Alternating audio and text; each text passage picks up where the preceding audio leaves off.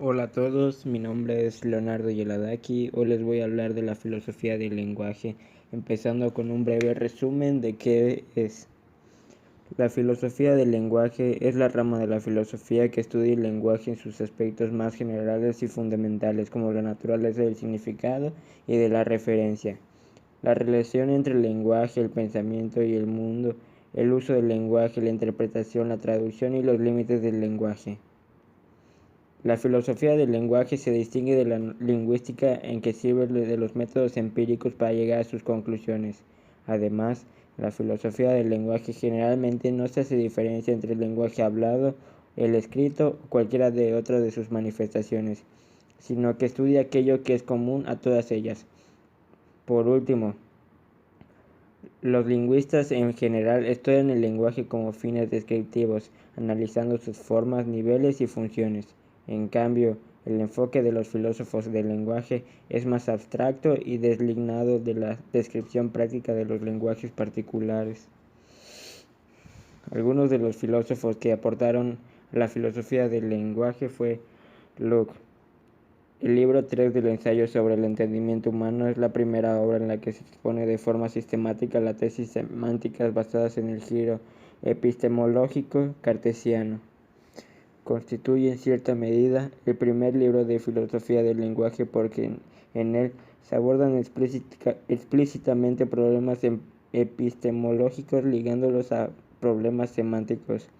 El ensayo de Locke constituye una de las primeras obras en las cuales se manifiesta la conciencia de la investigación lógico-semánticas, estas indisolublemente ligadas a la resolución de problemas filosóficos. Frege, aparte de la idea tradicional de que las expresiones como Aristóteles o el discípulo más eminente de Platón tienen una referencia. El objetivo principal del artículo es mostrar que, además de la referencia, el significado de estas expresiones incluye algo más, a lo que Frege le llama el sentido de las expresiones. Russell.